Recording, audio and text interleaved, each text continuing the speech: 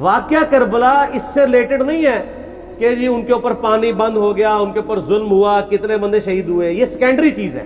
اصل چیز ہے کربلا ہوئی کیوں نبی علیہ السلام کی محنت کو 50 سال کے اندر اس لیول تک پہنچا دیا گیا کہ ہزاروں صحابہ زندہ ہیں اور نبی صلی اللہ علیہ وآلہ وسلم کی پوری اولاد ذبح کر دی جاتی ہے.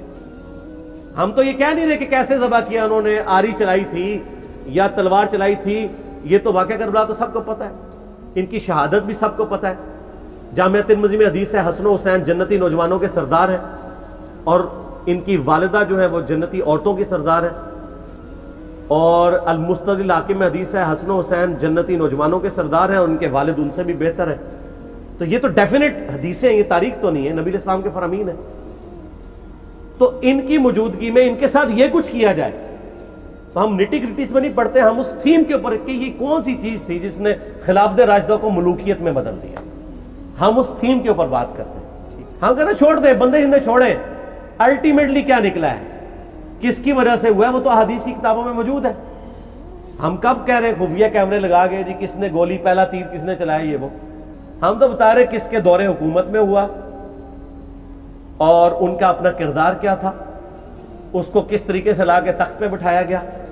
وہ ساری کی ساری چیزیں تو سامنے ہیں، وہ تاریخ کی کتابیں نہیں ہیں، حدیث کی کتابیں ہیں. اگر آپ کہتے ہیں کہ بخاری مسلم سے ہم نے صرف رفع الیدین کی حدیثیں لینی ہیں یا ایمانیات کی حدیثیں لینی ہے اور باقی جو بخاری اور مسلم میں آل امیہ کی بدماشیوں کو ننگا کیا گیا ہے وہ ہم نے نہیں لینی ہے، تو سر پھر آپ اپنے آپ کو کلیئر کٹ، پھر ہم آپ سے واقعہ کربلا نہیں ڈسکس کریں گے، حجیت حدیث میں بات کریں گے. آپ کو اپنے آپ کو منکرین حدیث کہنا پڑے گا. یہ آپ اسکروٹنگ کیسے کریں گے؟ اس سے بڑی بات مجھے یہ بتائیں کہ عظمت صحابہ بڑی چیز ہے یا عظمت محمد رسول اللہ صلی اللہ علیہ وآلہ وسلم؟ تو بریلوی یہی تو رونا رو رہے ہیں، وہ کہہ رہے ہیں جی قرآن میں تھوڑی آیات ہیں. آپ پھر مڑ مڑ کے پڑھتے ہیں قل انما انا بشر مثلکم، اس میں تو نبی علیہ السلام کی تنقیص ہو رہی ہے. تو ہم ان کو کیا کہتے ہیں کہ تنقیص مقصد نہیں، نعوذ باللہ، نہ ہو رہی ہے. آپ افضل البشر ہیں لیکن آپ کی سپیشیز بشر ہے، یہ ہم اپنا عقیدہ سمجھتے ہیں، وہ اس کو تنقیص شمار کرتے ہیں. تو پھر اس وقت آپ بھی بریلویوں کی بات مان کے تو یہ آیات پڑھنا چھوڑ دیا کریں. آپ کہتے ہیں نہیں آیات ہے کیوں نہ بیان کریں، تو ہم بھی کہتے ہیں احادیث ہے کیوں نہ بیان کریں. کہ صحیح بخاری میں حدیث ہے 2812 عمار کو ایک باغی جماعت قتل کرے گی، وہ جماعت دوزخ کی طرف بلا رہی ہوگی اور عمار ان کو اللہ اور جنت کی طرف بلا رہا ہوگا. اب اس کے نرغے میں جو آتا ہے وہ آئے، میں اپنے نبی سے ٹکر لے لوں آپ لوگوں کے منہ کا خیال رکھتے ہوئے کہ میں نبی علیہ السلام کو کہوں کہ آپ نے کیوں ایسی بات کر دی کہ مولا علی کے مخالفین کو آپ نے دوزخ کی طرف بلانے والی جماعت کہہ دیا. تو لیں آپ ٹکر، جائیں سیدھا دوزخ میں. اور تھوڑی جرت کریں، آپ یہ کہا کریں کہ اے اللہ، اپنے لیے کہا کریں کہ اللہ تعالیٰ آپ کا حشر یزید اور یزید کے آباء و اجداد کے ساتھ کرے اور اس کی اولاد کے ساتھ. ہم کہتے ہیں کہ اللہ تعالیٰ ہمارا حشر جو ہے وہ مولا حسن حسین، مولا علی علیہ السلام اجمعین اور اہل بیت کے ساتھ کرے، آمین. اور آپ میں تو اتنی جرت نہیں آپ یہ بات بھی کر سکیں کیونکہ ان کو پتہ ہے. تو نبی علیہ السلام کی احادیث کو بیان کرنے کو یہ سمجھتے ہیں کہ جی اس سے مصیبت کھڑی ہو جائے گی، تو اپنے آپ کو منکرین حدیث ڈکلیئر کریں. پھر حجیت حدیث کا مقدمہ ڈسکس ہوگا، پھر کربلا نہیں ڈسکس ہوگی. اور یہ ٹی وی پہ بھی آ کے مولوی بیٹھے ہوتے ہیں، سنیوں کے بھی شیعوں کے بھی، مڑ مڑ کے جی وہ یزید نے یہ کر دیا. وہ یزید نے کیا کیا ہے یار؟ وہ تو سسٹم کا نمائندہ بن کے آیا جو پیچھے سے خراب تھا. یزید کو لے کے بیٹھے ہیں، یزید یزید یزید یزید. بھائی پیچھے سے معاملہ خراب ہوا. اگر نہیں یقین آتا تو یہ بخاری مسلم کی میں نے آلموسٹ 200 سے زیادہ احادیث مین اسٹریم کی کتابوں سے اکثر بخاری مسلم جمع کیے، پڑھے. اور سر میں نے تو ان کو چیلنج دیا ہے یہ حدیثیں پڑھ کے نا اپنے ممبروں سے صرف ان حدیثوں کی تشریح اپنی پبلک کے سامنے کر دیں. نہیں کر سکتے تو پھر لعنت کے مستحق تو ہو رہے ہیں حق چھپا کے، اور قیامت دن کے منہ پہ لگام ڈالیے. اور پھر مڑ مڑ کے کہتے ہیں نہیں جی وہ کچھ چیزیں خاص ہوتی ہیں وہ عوام الناس کے سامنے نہیں کرنی چاہیے. وہ صحابہ کرام بھی بعض اوقات ایسی باتیں پبلکلی نہیں کرتے تھے. میں نے اس کے اوپر بڑا ایک میرا کلپ ہے یوٹیوب پہ، مولا علی سے متعلق 5 جھوٹ، تو میں نے کافی ساری چیزیں اس میں ڈسکس کی ہیں. لیکن میں یہ کہتا ہوں کہ اللہ کے بندو، جو چیزیں نبی علیہ السلام نے منع کی ہیں بیان کرنے سے، وہ تو ہم ڈسکس کر بھی نہیں رہے. میں نے آج تک آپ کو منافقین کے نام بتائے؟ آپ نے حذیفہ ابن یمان کو بتائے تھے نا آپ صلی اللہ علیہ وسلم نے، صحیح بخاری میں آتا ہے. تو میں نے آپ کو بتائے، آپ رازدار رسول تھے، وہ ختم ہوگی بات. میں نے کبھی ڈسکس کی ہے؟ اگرچہ میں نے صحیح مسلم کی حدیث 7035 نمبر ڈسکس کی ہے کہ نبی علیہ السلام نے فرمایا میرے صحابہ میں 12 منافق ہیں، وہ کبھی بھی جنت میں داخل نہیں ہوں گے یہاں تک کہ سوئی کی ناکے سے اونٹ نہ گزر جائے، اور ان میں سے 8 ایسا ہے جس کی کمر پہ دوبیلا پھوڑا نکلے گا. میں نے آج تک آپ کو بتایا کہ کس کس کی کمر پہ دوبیلا پھوڑا نکلا اور اس کی موت اسی پھوڑے میں ہوئی ہے؟ بتایا؟ تو میں تو وہ چیزیں ڈسکس بھی نہیں کر رہا، میں وہ چیزیں ڈسکس کر رہا ہوں جو نبی علیہ السلام نے علامات النبوہ میں بتائی ہیں. یہ امام بخاری حدیث نبوت کی دلیل کے چیپٹر میں لے کے آئے ہیں، اور امام بہقی نے 3500 احادیث پر مشتمل ایک کتاب لکھی ہے دلائل النبوہ، کہ ہم نبی صلی اللہ علیہ وسلم کو نبی کیوں مانتے ہیں، اس کے اوپر. اور اس میں یہ ساری حدیثیں عمار بن یاسر کے قتل والی لے کے آئے ہیں، بتانے کے لیے کہ دیکھیں ہمارے نبی علیہ السلام کی نبوت کی دلیل ہے کہ آپ نے اپنی وفات کے آلموسٹ 30 سال کے بعد ہونے والے واقعے کو پہلے ہی بتا دیا. یہ حدیثیں چھپانے والی نہیں، بیان کرنے والی ہیں. علامات النبوہ کی حدیث ہے. آپ کہتے ہیں چھپائیں. اگر کوئی حدیث دنیا میں نہیں چھپائی جا سکتی نا تو علامات النبوہ والی حدیث ہے، کیونکہ وہ تو نبی صلی اللہ علیہ وسلم کی نبوت کو جسٹیفائی کرتی ہے. ورنہ میرا ایک معصومانہ سوال ہے کہ نبی صلی اللہ علیہ وسلم نے یہ باتیں کر کے ان کے زوم میں نعوذ باللہ امت کو مصیبت میں ڈال دیا. آپ نے خود ہی فرمایا کہ یہ ہوگا. کیوں فرمایا آپ نے؟ میں تو بیان کر کے مجرم ہوں.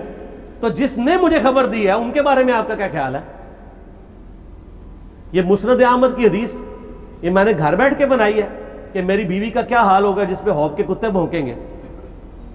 تو سیدہ عائشہ سے مجھ سے زیادہ نبی علیہ السلام کو محبت تھی، لیکن آپ اللہ کے پیغمبر تھے، آپ نے اپنے گھر کی خبر بھی نہیں چھپائی، بتا دی کہ یہ ہوگا. اور اس سے بڑھ کے آپ صحیح بخاری میں دیکھیں عمار بن یاسر کا خطبہ ہے. میں نے یہ سارا، پریشان نہیں ہونا، یہ ریسرچ پیپر میں سارا کچھ موجود ہے اور کوئی چیز بھی ایسی نہیں جو اس میں سکپ ہو. صحیح بخاری میں خطبہ ہے کہ عمار بن یاسر کو مولا علی نے بھیجا کوفے میں. کوفے والے نیوٹرل ہو گئے تھے کیونکہ بصرہ سے سیدہ عائشہ آ رہی تھی اور وہاں پہ انہوں نے کہا نہ ہم سیدہ عائشہ کا ساتھ دیں گے نہ مولا علی کا دیں گے. تو عمار بن یاسر کو تیار کرنے کے لیے، یعنی وہاں کے جو عوام تھی اس قتال کے لیے، مولا علی نے بھیجا. تو سیدنا عمار بن یاسر نے وہاں پہ کوفے کے منبر پہ خطبہ دیا. بخاری کے الفاظ ہیں، اوپر والی سیڑھی پہ عمار بن یاسر نے حسن ابن علی کو بٹھایا، حالانکہ حسن ابن علی سے 4 گنا بڑی عمر تھی عمار بن یاسر کی، 90 پلس ہو چکے ہوئے تھے، 3-4 گنا ان کی عمر تھی. لیکن اہل بیت کا احترام کیا، خود نچلی سیڑھی پہ بیٹھے. بخاری کے الفاظ ہیں کہ اے لوگو اللہ نے تمہیں آزمایا ہے، ایک طرف دنیا اور آخرت میں تمہارے نبی کی بیوی ہے سیدہ عائشہ، دنیا اور آخرت میں، یعنی عزت اپنی جگہ قائم. یہاں لوگ سمجھتے ہیں کسی کی غلطی آ گئی تو پتہ نہیں کیا ہو گیا. وہ یار اس کا مرتبہ اپنی جگہ ہے، غلطی اپنی جگہ ہے، پیغمبر نہیں ہے وہ. اور دوسری طرف علی ابن ابی طالب ہے. اللہ اب دیکھے گا تم عائشہ کی اطاعت کرتے ہو یا اللہ کی. علی کی نہیں، اللہ کی. کیوں؟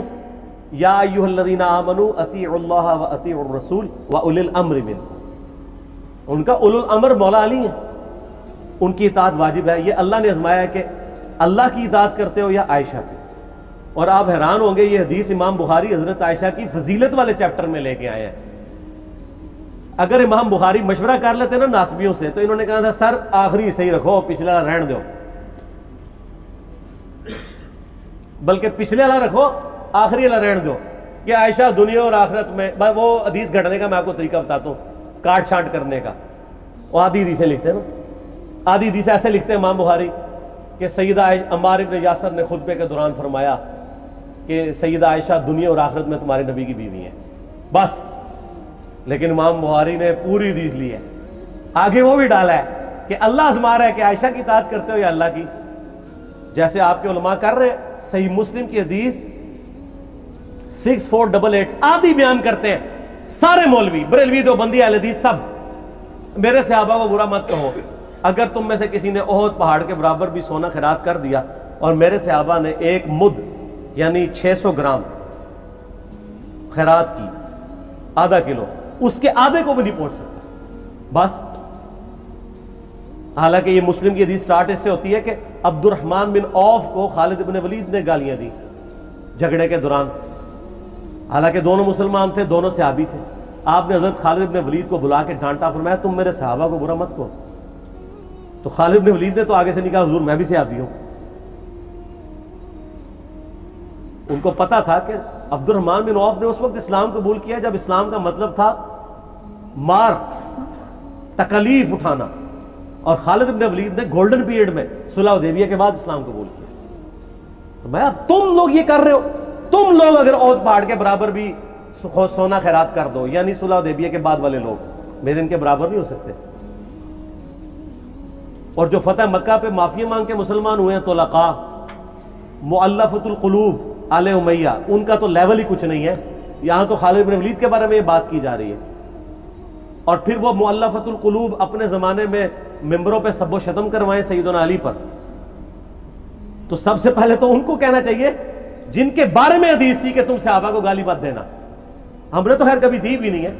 اور میں یہ آخری جملہ ان کو ایسا بولتا ہوں کہ جو ان کے دماغ تک ڈرل کر جائے گا کہ آل امیہ نے جو کچھ اپنے دور کے اندر سیدنا علی کی گستاخیاں کی ہیں نا، ہم نے تو ویسی کوئی ایک گستاخی بھی آل امیہ کے بارے میں نہیں کی ہے۔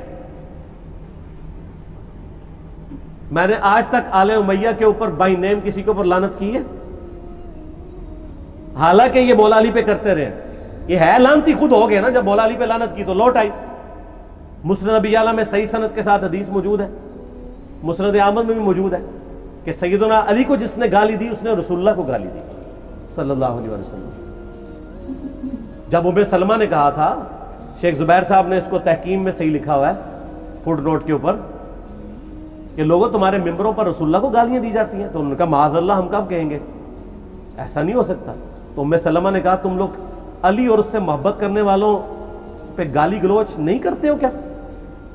جبکہ میں نبی کی بیوی کہتی ہوں کہ سب سے زیادہ رسول اللہ سے محبت، سیدنا علی سے محبت نبی صلی اللہ علیہ وآلہ وسلم کرتے تھے۔ لہٰذا جب یہ تم کہتے ہو نا علی پر لعنت، علی سے محبت کرنے والوں پہ لعنت، تو یہ لعنت تو تم نبی علیہ السلام تک لے کے جا رہے ہو نعوذ باللہ، کیونکہ علی سے محبت کرنے والا پہلے نمبر پہ نبی صلی اللہ علیہ وآلہ وسلم ہے۔ اور پھر کہتے ہیں سب کا مطلب وہ تنقید ہے، اور نہ پرانیاں گلاں، پرانے بابے، پرانے بزرگ، جھوٹے ہو۔ صحیح مسلم کھولو 6229 غدیر خم سے اگلی حدیث، لعن اللہ ابا التراب کے الفاظ ہے، مٹی والے ابن ابی طالب پر لعنت، یہ الفاظ موجود ہے۔ سب کا ترجمہ لعنت ہی ہے، تنقید نہیں ہے۔ اچھا پھر میرا معصومانہ سوال ہے کہ اس کا مطلب ہے صحابہ پہ تنقید کرنا اچھا کام ہے؟ کہیں گے نہیں، تو بتاؤ یہ برا کام کون کرتا تھا؟ شیعہ کا ابا کون ہے؟